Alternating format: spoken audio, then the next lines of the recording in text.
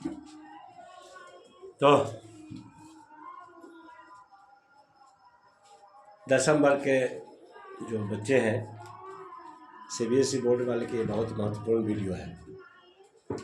CBSE board ने अंक का जो निर्धारण किया है उसमें समास से 3 नंबर है, संधि से 3 नंबर है,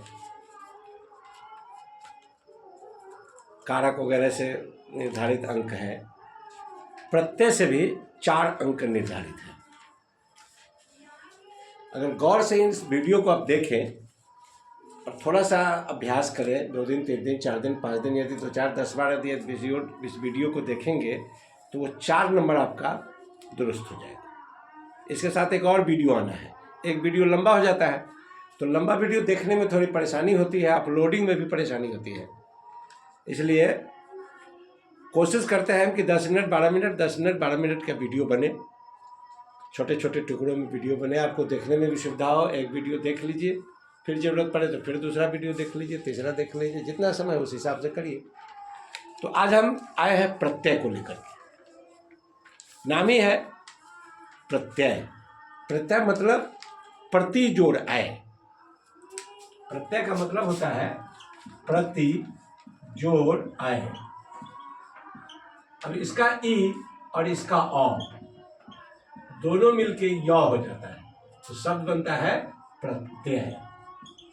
जिन लोगों ने संधि का थोड़ा पढ़ा होगा उनको पता होगा कि ये कौन सी संधि है। ऐसा बोर्ड में भी आता है, संधि दे देता है, कहेगा कि इसका संधि विच्छेद कर दीजिए, या विच्छेद रहेगा तो कहेगा इसका संधि कर दीजिए। तो हम प्रत्यय के बाद आएंगे संधि में और समास में भी। तो ये होता है यन संधि। ये ई और अ मिलकर य हो जाता है, ये यन संधि में बताया जाता है। इसमें सूत्र आता है इको यन ची।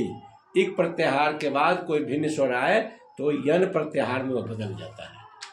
ये प्रत्याहार जो है सांकेतिक शब्द है, इसको सीखने के लिए फिर से एक वीडियो बनाना पड़ेगा, तो उसको अभी आप छोड़िए, उसकी जरूरत नहीं है, उस पर प्रश्न भी नहीं आते हैं। तो ये प्रत्यय है।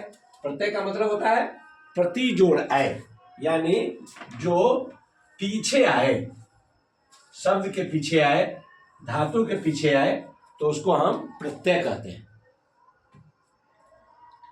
और इसका जस्ट उल्टा होता है उपसर्ग।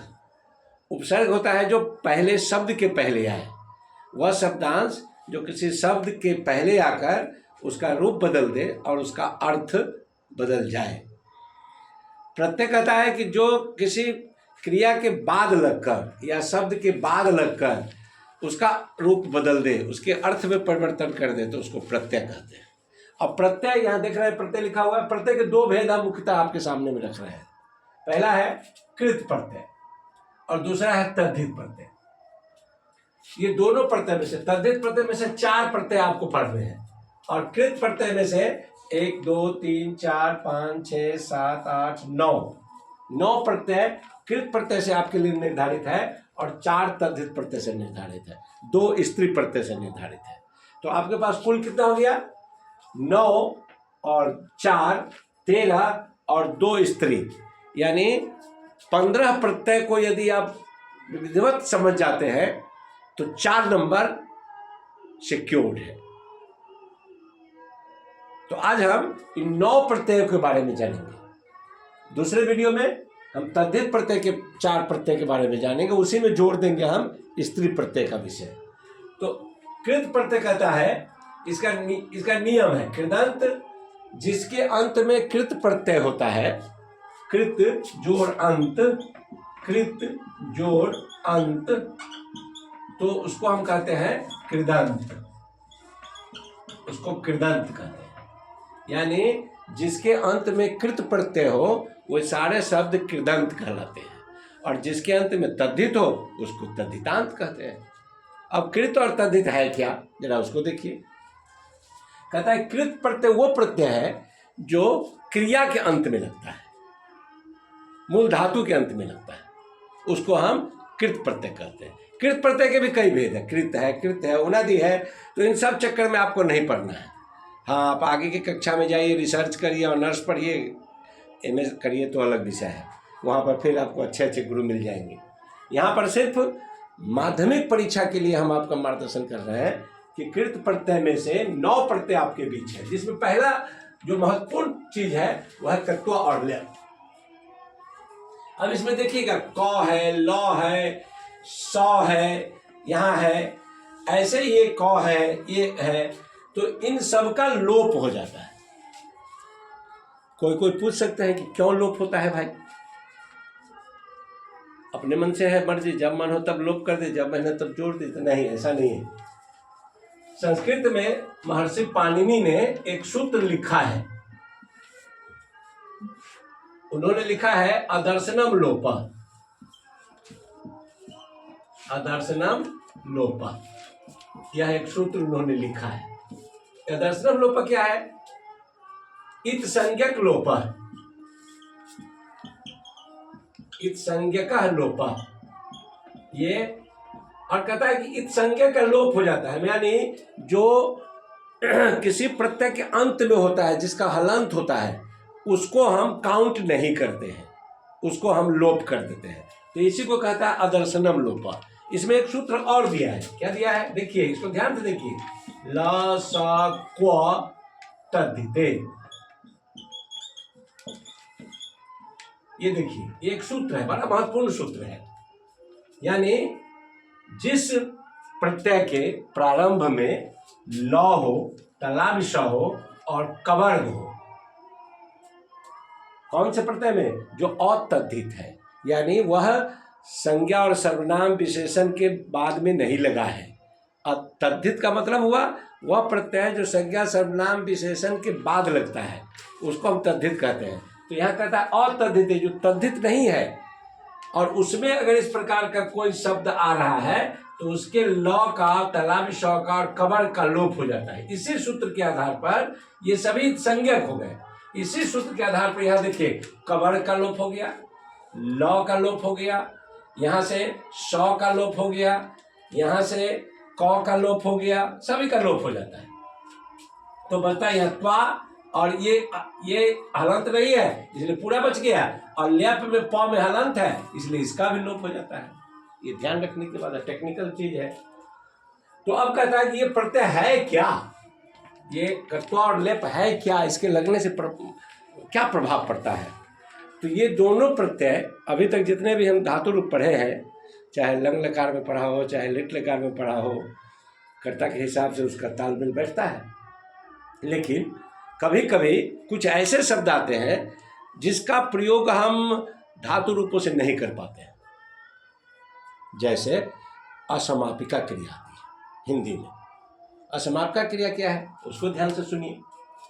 यह असमापिका क्रिया क्या है इसको हम मिटा देते हैं। आप लिख चुके होंगे, नहीं तो लिख लीजिएगा। ये असमापिका क्रिया क्या है? ये असमापिका, इसको हम पूर्वकालिक भी कहते हैं, इसको हम पूर्वकालिक भी कहते हैं। असमापिका का मतलब हुआ कि वह क्रिया जो पहले समाप्त हो जाती है। पूर्वकालिक जो पहले समाप्त हो गई और उसके बाद दूसरी क्रिया शुरू होती है। कर्ता एक ही है लेकिन दो क्रियाएं हैं, तो जब पहली क्रिया समाप्त हो जाती है उसको हम पूर्वकालिक कहते हैं, या उसी को हम असमापिका कहते हैं। जैसे वह पढ़कर खेलता है, पढ़ाई खत्म होती है, इसके बाद खेल शुरू होता है। वह खेल कर आता है, खेलना खत्म होता है, वह तब आने की क्रिया शुरू होती है। सामान्य रूप से इसको हम समझ लें कि जिस हिंदी क्रिया में कर लगा हो, खाकर, पढ़कर, उठकर, बैठकर, जाकर, आकर, सोकर, ऐसी जो क्रियाएं हैं उसके लिए संस्कृत में ये दोनों प्रत्यय का विधान किया गया, कत्वा और ल्यप का। अब दोनों कहाँ कहाँ लगेंगे ये ध्यान रखना है। तो एक होता है हमारे पास क्रिया है जो उपसर्ग विहीन होता है और एक उपसर्ग रहित होता है। जैसे यहां पर देखिए ये पठ है, ये पठ के पहले कोई उपसर्ग नहीं है तो इसमें लगेगा कत्वा, और कत्वा में से हलंत नहीं है तो ये रहेगा और क का लोप हो जाएगा उचित सूत्र के हिसाब से। तो हमारे पास शब्द बनता है पठित्वा, यानी इसका अर्थ होता है पढ़कर, पढ़कर, ये अर्थ बनता है हमारे पास। तो जब हमारे क्रिया में ऐसा शब्द है कि पढ़कर, जाकर, खाकर, आकर, उठकर, बैठकर, जब हम अनुच्छेद लिखते हैं या अनुच्छेद पढ़ते हैं या वाक्य रचना करते हैं, ऐसी चीजें आती हैं। अनुवाद में भी ये चीजें घुसाई जाएंगी, तो इसको ध्यान रखें, प्रत्ययों को ध्यान रखना है। डायरेक्ट भी प्रत्यय पर प्रश्न आता है और इस प्रत्यय का उपयोग भी वाक्य निर्माण में बड़ा ही मजबूत ढंग से किया जाता है। तो ये पठ हो गया। अब दूसरा है इसमें लेप, दूसरा है इसमें लेप। तो लेप में ल का लोप हो जाता है, अब प का लोप हो जाता है। प हलंत है तो प का लोप हो जाता है, इसमें बचता है य। लेकिन इसका प्रयोग कहाँ होगा? यहाँ तो कह दिया कि यहाँ उपसर्ग नहीं है, लेकिन जिस धातु के पूर्व में उपसर्ग होता है वहां हम कत्वा का प्रयोग नहीं करते हैं, वहां हम करते हैं लेप का प्रयोग। जैसे विष धातु है, ये विष धातु है। विष धातु का मतलब होता है बैठना। अब यहां पर उप लगा हुआ है, ये उप लगा हुआ है। उप का मतलब होता है कि उपसर्ग है, विष धातु के पहले लगा है, तो हमारा यहां पर जुड़ेगा। अब कत्वा नहीं जुड़ेगा, तब यहां पर जुड़ेगा हमको लेप। तो हमारा रूप बनेगा उपविश्य, यानी बैठकर, ये बैठकर। तो जहां भी आपको य दिखे ऐसा क्रिया में और त्वा दिखे, तो आप आंख मूंद के समझ लीजिए कि पूर्वकालिक क्रिया है। इसका अर्थ होता है पढ़कर, इसका अर्थ होता भी है बैठकर। तो किसी भी प्रकार का कोई भी धातु हो जिसके ऊपर उपसर्ग लगा है तो उसमें लेप होगा, और जिसके पहले उपसर्ग नहीं लगा हो उसमें कत्वा लगेगा। हमारे विचार से ये मोटा मोटी आप समझ चुके हैं। अब इसके अलावा आता है एक तुमुन प्रत्यय। वीडियो लंबा होगा तो हो सकता है हम इसको 2 बार में बांटे। अब एक है ये तुमुन प्रत्यय है। तुमुन, तुमुन में उन का लोप हो जाता है। इसमें 2 पार्ट है, तुम और उन। इसमें उन का लोप हो जाता है। इसका रूप बनता है पठ जोड़ तुमुन। तो इसमें पाठ का लोप हो गया तो हो गया पठितुम। अब ये कहां प्रयोग होगा? अभी तो हम लोग कत्वा लेप का प्रयोग कर रहे थे, अभी तुमुन का प्रत्यय कहां होगा? तो जब वाक्य में कोई उद्देश्य परक क्रिया हो, निमित्तार्थक क्रिया हो, निमित्त हो, उद्देश्य हो, ऐसी जगहों पर हम तुमुन प्रत्यय का प्रयोग करते हैं। इन क्रियाओं में, बने हुई क्रियाओं में उन साफ दिखता रहता है। पठितुम, गंतुम, साफ साफ उच्चारण में दिखता रहता है। तो आंख मूंद करके जो ही तुमुन है तो हम इसको जान लेंगे कि तुमुन प्रत्यय है। तो ये कहाँ प्रयोग होगा? अब यहां देखिए, यह कि वह पढ़ने जाता है। जाना है किस काम के लिए? पढ़ने के लिए। तो पढ़ना क्या है? उद्देश्य है, वह पढ़ने जाता है। तो हम यहां पर सह पठितुम, ध्यान रखना है, सह पठितुम गच्छति, वह पढ़ने जाता है, ये ध्यान रखना है। कहां जाता है? पठितुम जाता है। इसका एक और चीज है कि तुमुनार्थम चतुर्थ्यांत, मतलब चतुर्थी विभक्ति का भी जब प्रयोग होता है क्रिया में पढ़ने के लिए, तो पठितुम का, तुमुन प्रत्यय का प्रयोग हम करते हैं। तो ये है हमारा तुमुन प्रत्यय। अब एक प्रत्यय है सत्री और सानच। ये सत्री सानच क्या है भाई? तो जब परिस्थिति लगातार चल रही है, हिंदी क्रियाओं में कंटिन्यूअस टेंस नहीं है, संस्कृत क्रिया में, संस्कृत क्रिया में या तो भूतकाल है, नहीं तो भविष्यत काल है, नहीं तो वर्तमान काल है, और नहीं तो लोट लकार है। लोट लकार भी जैसे आज्ञा, आदेश, निमंत्रण, आग्रह, ऐसे क्रियाओं का प्रयोग होता है, और विधिलिंग में चाहिए का प्रयोग होता है।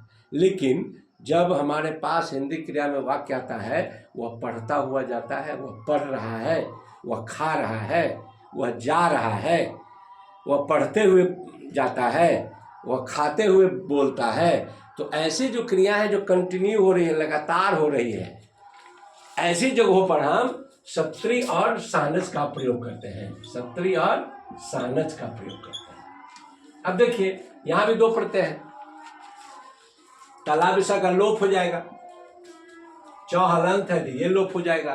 तो इन दोनों को जब लोप करेंगे तो आप देखिएगा इसमें आन बचता है, और इसमें सौ का लोप हो जाएगा और री का लोप हो जाएगा, तो इसमें तौ बचता है।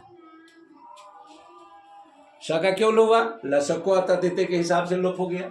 यहाँ पर सानस का भी वही हुआ, लसको तद्धित से लोप हुआ, ये संज्ञक है इसलिए इसका लोप हो गया।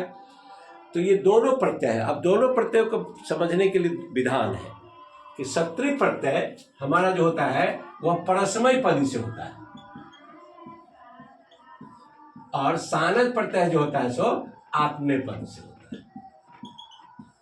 ये ध्यान रखना है। पढ़ने के क्रम में आपने परस्मय पदी आत्मनेय पदी सुना होगा। आत्मनेय पदी जैसे भी धातु का भी याद करते हैं, सेव धातु का याद करते हैं, वह धातु रूप जो अकर्मक होता है,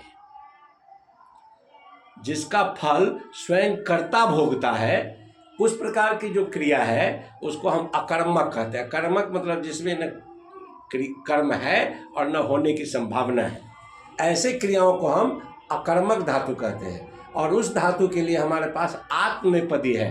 हम आत्मनेपदी बनाते भी हैं, जरूरत के हिसाब से आत्मनेपदी हम बनाते हैं, क्योंकि संस्कृत एक समृद्ध भाषा है, तो शब्द निर्माण करने की इसमें असीमित क्षमता है, इसलिए संस्कृत को बहुत ही समृद्ध भाषा के रूप में जाना जाता है। तो ये सत्री प्रत्यय है। सत्री प्रत्यय मतलब परस्मय पद जो सकर्मक धातु है, ऐसे धातुओं में हम सत्री प्रत्यय का प्रयोग करते हैं। तो जैसे पठ जोड़ सत्री, तो पठ जोड़ सत्री में स का लोप हो गया, री का लोप हो गया, तो शब्द बना पठत। ये पठत शब्द जो है यह बताता है कि पढ़ रहा है। अब इसी को उच्चारण के दृष्टिकोण से आगे जो शब्द आएगा उसे पठ से पठन हो जाएगा, वह पढ़ रहा है। ये सत्री प्रत्यय है। और सानस प्रत्यय में जैसे सेव धातु है, सेव धातु मतलब होता है सेवा करना, तो सेव धातु में सानस प्रत्यय लगाएंगे तो इसमें भी सौ हट जाएगा, चौ हट जाएगा तो आन बचेगा। तो इसके हिसाब से यहाँ शब्द बनेगा सेव माना, वर्धमाना, वर्धमाना, बढ़ता हुआ, सेवा करता हुआ। इस प्रकार से इन प्रत्ययों को हम समझेंगे, सत्री और सानस प्रत्यय को। सत्री और सानस कौन सा प्रत्यय है? जो वाक्य में क्रिया को लगातार होने की स्थिति में जब बात आती है तब हम सत्री और सानस का प्रयोग करते हैं। जब निमित्तार्थक क्रियाओं की बात आती है तब हम तुमुल क्रिया की बात करते हैं। जब पूर्वकालिक क्रिया की बात होती है तब हम कत्वा और लेप क्रियाओं की बात करते हैं, कत्वा और लेप प्रत्यय की बात करते हैं। और इस प्रकार से आपके बीच इस वीडियो में हम कत्वा लेप 2, तुमुल 3, सत्री और सानस 4, 5 प्रत्ययों का प्रयोग हम इसमें किए हैं। वक्त थोड़ा वीडियो लंबा हो जाएगा, इसलिए हम इसको यहीं पर रोकते हैं, और दूसरे वीडियो में हम फिर जो इसके 4-5 धातु प्रत्यय हैं उसकी चर्चा करेंगे, और उसी में कोशिश करते हैं आपको तद्धित प्रत्यय के भी 4 प्रत्यय को जोड़ें। देखते हैं कहाँ तक सफल हो पाते हैं। कोशिश है वीडियो आपका लंबा नहीं हो। धन्यवाद।